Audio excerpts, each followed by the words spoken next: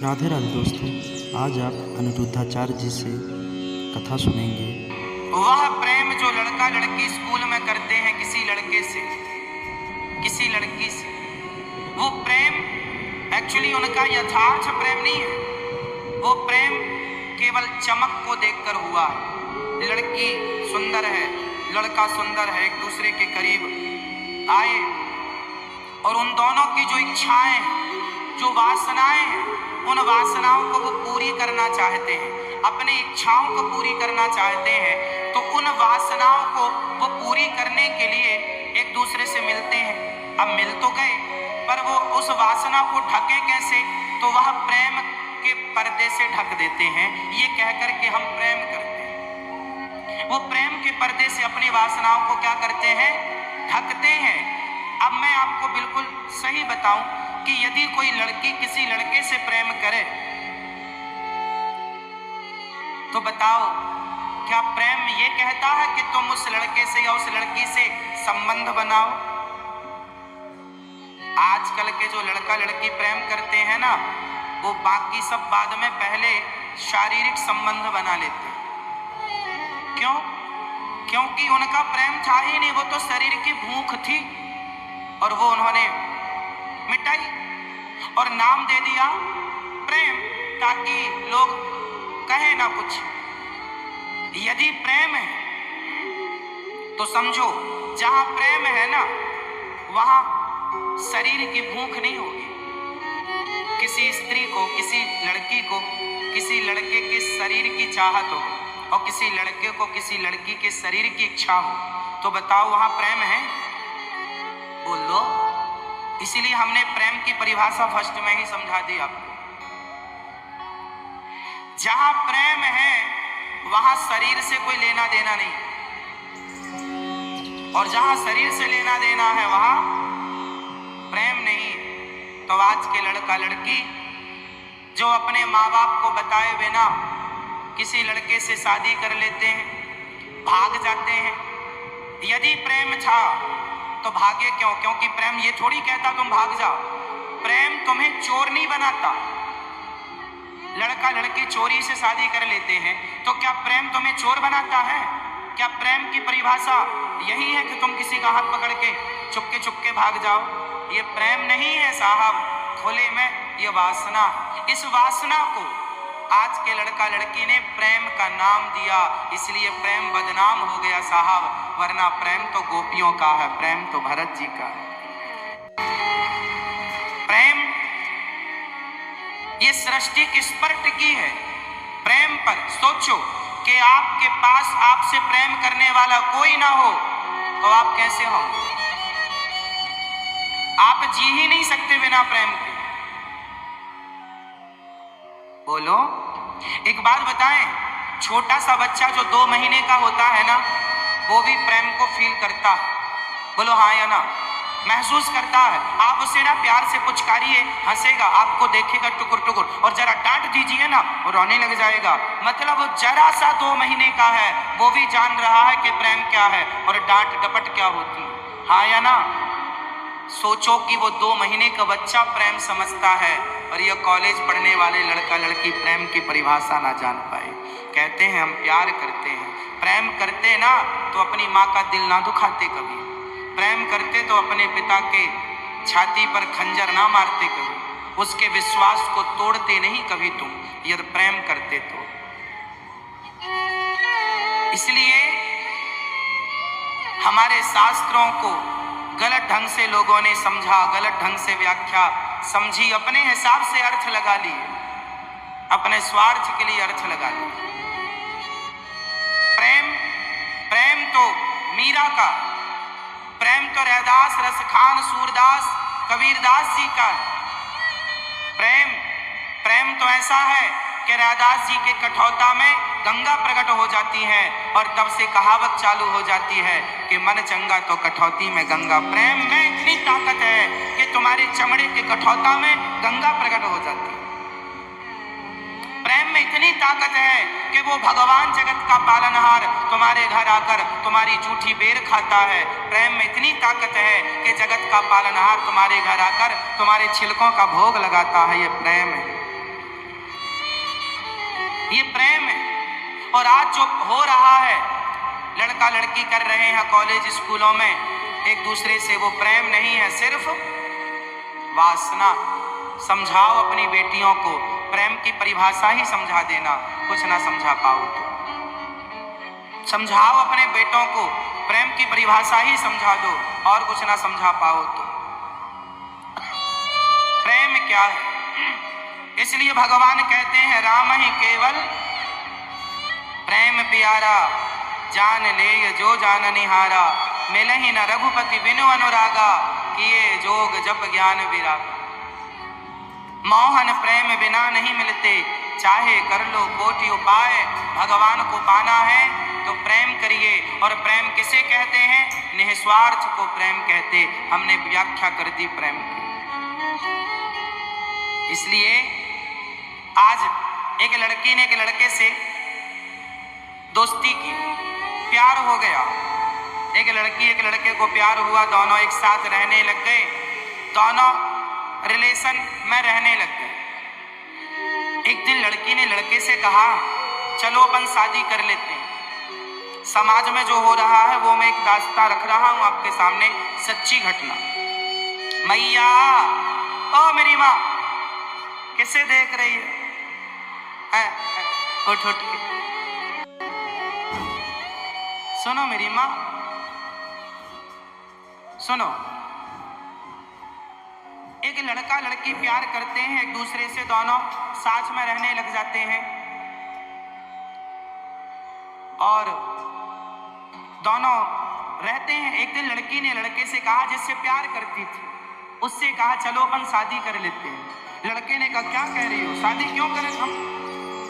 हमारे माता पिता ने शादी कहीं और लगा रखी है हमारी। उस लड़की ने कहा हम तुमसे प्यार करते हैं, क्या तुम हमसे प्यार नहीं करते? हाँ हाँ किया प्यार, पर प्यार जो किया उस प्यार का मूल्य चुका दिया। इतने साल तुम्हारे संग रहे, तुम्हारी इच्छाएं पूरी कर दी, और क्या, खत्म प्यार? अरे हमने प्यार किया है तुमसे। हाँ, शादी करना चाहते हैं तुमसे। उस लड़की ने जब जिद की कि हम तुमसे प्यार किए हैं, शादी करेंगे तुमसे, तुम्हारे सिवा थोड़ी किसी से शादी करेंगे। उस लड़के ने कहा नहीं, अभी तो अपन बच्चे हैं, शादी तो तुम अपनी मर्जी से करना, हम अपनी मर्जी से, वो तो अभी मिल लिए। नहीं नहीं, हम तुमसे शादी करेंगे। लड़की ने जिद किया, शादी का दबाव बनाया, तो लड़के ने उस लड़की को मारकर उसके शरीर के टुकड़े टुकड़े करके फेंक दिए। ये प्यार है आज के युग का। हाँ या ना? ऐसा हुआ कि नहीं हमारे देश में? हुआ ना? लड़की ने जब प्यार के बाद शादी का दबाव बनाया, शादी करो, वो करना ही चाहिए। इसलिए कहता हूं, शादी के पहले किसी मर्द को, किसी पुरुष को, किसी स्त्री को टच करना अपराध है। हमारी सनातन संस्कृति, हमारे ऋषि मुनि, हमारे बाप दादे बुजुर्गों ने जो नियम बनाया, इसलिए बनाया कि कल को तुम्हारे टुकड़े टुकड़े ना हो जाए, इसलिए बनाए थे ये नियम। लेकिन आज की औलाद इन नियमों को फॉलो नहीं करती, तो टुकड़े टुकड़े हो रहे हैं, मनमानी चल रही है। अरे जमाना शादी के पहले तुम्हारा शोषण कर लेगा तो चिंगम की तरह चबा के थूक देगा, वो तुमसे विवाह करेगा। क्यों? उसके मन में तो ये संदेह घुस जाएगा कि जैसे तुमने आज हमारे साथ संबंध बनाया, कल तुम्हारे किसी और के साथ होंगे, परसों किसी और के साथ। जो शादी के पहले कोई लड़की किसी के साथ संबंध बनाए ना, उस लड़की का, उस लड़के का कोई भरोसा नहीं किसके अब और कितने होंगे। वहीं सामने वाले का विश्वास खत्म हो जाता है आप पर। लड़कियां ये बात समझती नहीं। सारी जिंदगी के लिए तुम्हारी जिंदगी बर्बाद होनी है। इसलिए हाथ जोड़ के कहता हूं तुम्हारा भाई होने के नाते कि कभी भी अपने शरीर को किसी को टच मत करने दिया करो। अरे सबसे कीमती हमारा चरित्र होता है, हमारा कैरेक्टर होता है। धन चला गया तो वापस आ जाएगा, पर चरित्र चला गया सो वापस नहीं आएगा। इसलिए चरित्र को बचाओ। शादी करना अच्छा है, करो ना, जहां माँ बाप चाह रहे, जहां तुम्हारी इच्छा, तुम भी बताओ, अपने माँ बाप को बता दो कि हमें इस लड़के से प्रेम है, इस लड़की से प्यार है, कर लो शादी। माँ बाप की राजी मर्जी होनी चाहिए, बस। क्या बोल बुराई। अरे माँ बाप का क्या तुम पर कोई, आजकल की पढ़ी लिखी बेटियां क्या कहती हैं, पढ़े लिखे बेटे क्या कहते हैं, अरे हम अपना निर्णय स्वयं ले सकते हैं, हम अपना डिसीजन खुद से ले सकते हैं, अब हमें माँ बाप की जरूरत नहीं है। वाह, तुम इतने पढ़े लिख गए, इतने बड़े हो गए कि अब माँ बाप की जरूरत नहीं है। वाह, तुम्हारे जैसा नमक हरामी कोई नहीं होगा फिर। क्यों? माँ बाप सोचे, माँ बाप क्या होते हैं, कभी सोचा आपने? सबसे बेहतर प्लानिंग यदि तुम्हारे भविष्य की कोई करता है तो माता और पिता करते हैं। 140 करोड़ लोग रहते हैं मेरे भारत देश में, लेकिन 140 करोड़ लोगों में सिर्फ 2, एक माँ एक बाप ऐसे हैं जो बच्चों के भविष्य की जितनी बेस्ट, जितनी बढ़िया प्लानिंग करते हैं, उतनी अच्छी प्लानिंग बच्चों की मतलब आपकी कोई कर ही नहीं सकता। देखो कहाँ से प्लानिंग स्टार्ट होती है, सुनो। जब बच्चे छोटे छोटे होते हैं, जब बेटी 4 साल की होती है, जब बेटा 4 साल का होता है, तब से माँ बाप की प्लानिंग चालू। कौन से स्कूल में से पढ़ाएं, कौन से स्कूल में इसका नाम लिखाएं, कौन सा स्कूल सबसे महंगा है, सबसे बेस्ट है, सबसे अच्छा है, कहाँ ले जाएं बच्चों को, वहाँ से प्लानिंग चालू हो जाती है। अच्छे से अच्छे स्कूल में तुम्हारा नाम लिखाते हैं तुम्हारे माता पिता। वो निर्णय कौन लिया अच्छे स्कूल का? आपके माता। उस समय तो आप निर्णय लेने की स्थिति पर थे ही नहीं, माँ बाप ने निर्णय लिया अच्छे स्कूल में पढ़ाएंगे। फिर स्कूल पूरा होते ही माँ बाप ने तुरंत आपके कॉलेज की प्लानिंग करनी शुरू कर दी। कौन से बेस्ट कॉलेज में बेटे को या बेटी को पढ़ाएं, बेटे के पास उस कॉलेज में फीस ज़्यादा है, चलो एक्स्ट्रा काम करेंगे। माँ बर्तन धुलती है घर घर जाकर, बाप रिक्शा चलाता है, इसलिए कि बेटे को अच्छे स्कूल में पढ़ाकर उसका नाम रोशन किया जाए। बेटा पढ़ लिख करके हमारा नाम रोशन करेगा, इस उम्मीद से माँ बाप बच्चों को पढ़ाते लिखाते हैं। और बाद में वही बच्चे पढ़ लिख कर कहते हैं तुमने हमारे लिए किया ही क्या है। जब आप अपने माँ बाप से कहते हैं ना कि तुमने हमारे लिए किया ही क्या है, तब माँ बाप को ना ऐसा लगता है कि हमारी छाती पर किसी ने हथौड़ों की मार लगाई, छाती फट जाती जब औलाद ये कहती है तुमने हमारे लिए किया ही क्या। जब तुम कभी माँ बनोगी, जब तुम कभी बाप बनोगे भविष्य में, और जब तुम्हारी औलाद कहेगी ना कि तुमने क्या किया, तब पता चलेगा कि तुम्हारे माँ बाप ने तुम्हारे लिए क्या किया है। उस माँ बाप के ऋण को, इस धरती की कोई दौलत ऐसी नहीं है जो देकर माँ बाप के ऋण को चुकाया जाए। पर आज की औलादें, पढ़ी लिखी संतानें ये सवाल करती हैं अपने माँ बाप से, तुमने हमारे लिए किया ही क्या है। तुम्हारे लिए अच्छे स्कूल की प्लानिंग की, तुम्हारे लिए स्वयं पुराना मोबाइल, सड़ा सा मोबाइल तुम्हारे माता पिता रखते हैं, तुम्हें अच्छा मोबाइल दिलाते हैं। खुद के कपड़े फट गए तो नए कपड़े खरीदते नहीं, सिल सिल कर पहनते हैं, पर तुम्हारे लिए अच्छे कपड़े महंगे महंगे जो तुम्हारी इच्छा हो पूरी करते हैं। माँ बाप ये सोचते हैं कि जो हमने ना देखा, जो सुख हमने ना लिया, वो सारे सुख हमारे बच्चे लें। जो हम ना पढ़े वो हमारे बच्चे पढ़ लें, जो हमने ना देखा वो हमारे बच्चे देखें, जो हमने ना खाया वो हमारे बच्चे खाएं। ये हर माँ बाप की इच्छा होती है कि जो स्ट्रगल हमने किया है वो हमारे बच्चों को ना करना पड़े, जो मेहनत हमने की है वो हमारे बच्चों को ना करनी पड़े। ये सपना हर माँ बाप का होता कि जो मेहनत मजदूरी हमने की, जो हमने नहीं खाया, कई बार हम खाने को तरसते थे, पर बच्चों को जो मांगते हैं खिलाते हैं। हम लोग खिलौने से नहीं खेले साहब, क्योंकि खिलौनों को खरीदने की औकात नहीं थी, पर आज बच्चों के लिए हर माँ बाप जो खिलौने पर हाथ रख देते हैं, माँ बाप वो खिलौना दिलाते हैं। सारी इच्छाएं पूरी करने के बाद अंत में माँ बाप को सुनना पड़ता है बच्चों से, तुमने हमारे लिए किया ही क्या है। कभी माँ बाप बनकर देखोगे ना तो पता चलेगा कि माँ बाप क्या होते हैं। इस धरती पे भगवान को देखना हो तो भगवान को जीते जागते रूप में देखना हो, अपने माँ बाप को देख लेना, वो भगवान ही है, भगवान का स्वरूप है। भगवान सबके पास नहीं खड़े हो सकते, इसलिए भगवान ने माँ बाप बन करके सबके पास खड़े होकर हर बच्चे के सिर पे हाथ रख के आशीर्वाद देने के लिए भगवान पहुंचे। और बेटे माँ बाप पे 1000 सवाल खड़ा करते हैं, इसलिए माँ बाप ने जन्म दे दिया, पढ़ा लिखा कर योग्य बना दिया, जहाँ हो जैसे हो वहाँ रहकर माँ बाप का धन्यवाद दो। और माँ बाप से अब क्या चाहते हो, जन्म दे दिया, मानव चोला दे दिया, और क्या चाहिए? ठीक, अब पढ़ जाओ, लिख जाओ, योग्य बनो, मन लगाकर पढ़ो, अपने माँ बाप का नाम, हर माँ बाप की क्या इच्छा है? आप में से जितने बच्चे बैठे हैं मुझे बताओ, आपसे आपके माँ बाप क्या चाहते हैं? बताओ, हर माँ बाप बच्चों से क्या चाहते हैं? माँ बाप का पैसा तब वसूल हो जाता है जब बच्चे पढ़ लिख करके नाम कमाते हैं, और बच्चे के नाम से माँ बाप को जब सम्मान मिलने लग जाए समाज में, अरे इनके माता पिता, फलाने के माता पिता ये हैं, जब बच्चे के नाम से माँ बाप को जानने लग जाए समाज में, तब माँ बाप का पैसा वसूल हो जाता है, माँ बाप का बलिदान वसूल हो जाता कि चलो हमने पढ़ाया लिखाया, आज हमारा बेटा हमारा नाम रोशन कर रहा है। और जब माँ बाप का नाम रोशन करता है ना, तो माँ बाप के रोम रोम से बच्चे के लिए दुआएं निकलती, आशीर्वाद निकल, तब तुम्हारा पुत्र होना, पुत्री होना सार्थक हो जाता है। जब तुम समाज में इज्जत कमाते हो, नाम कमाते हो, दो पैसा कमा कर माँ बाप को देते हो, माँ बाप को अच्छा लगता, चलो पढ़ाया लिखाया बच्चे अपने पाँव पर खड़े हो गए। पर विडम्बना देखो कि जब बच्चे पढ़ लिख जाते हैं, कोई लड़की पसंद आई, शादी कर लेते हैं, और शादी करने के बाद तुरंत माँ बाप को कहते हैं हमने डिसाइड कर लिया है कि अब हम फलानी जगह एक फ्लैट हमने देखा है, अब हम लोग वहीं रहेंगे। माँ बाप बोले, माँ बोली अरे बहू अभी तो आई है, थोड़ा बहू का सुख लेने दो। ना ना ना, उसे पसंद नहीं है बुढ़ा बुढ़ी।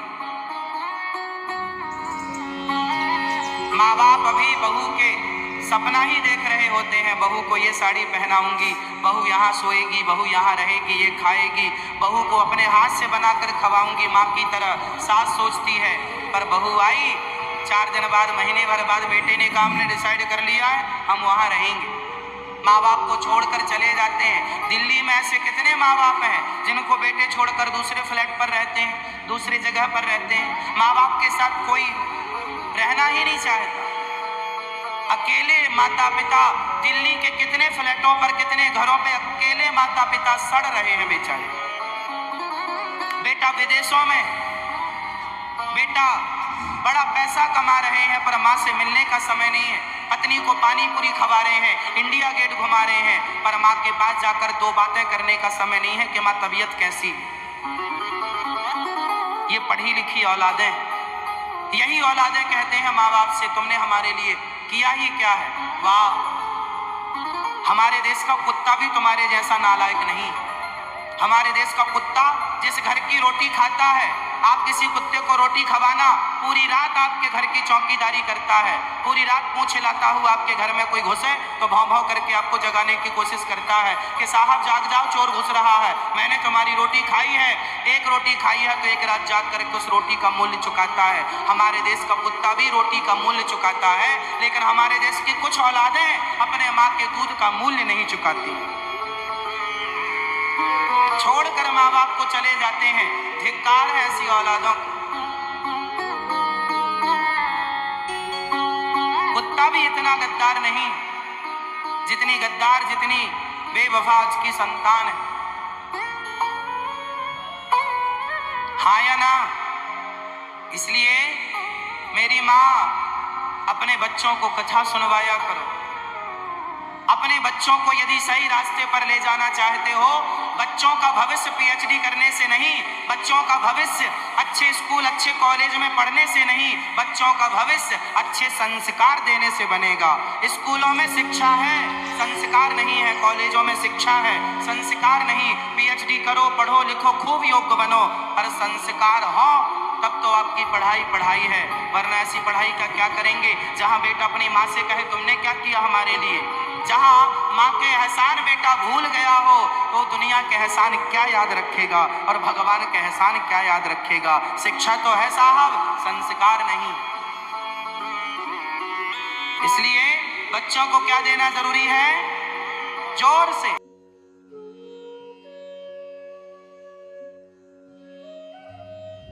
आप सभी को पूरा वीडियो देखने के लिए धन्यवाद।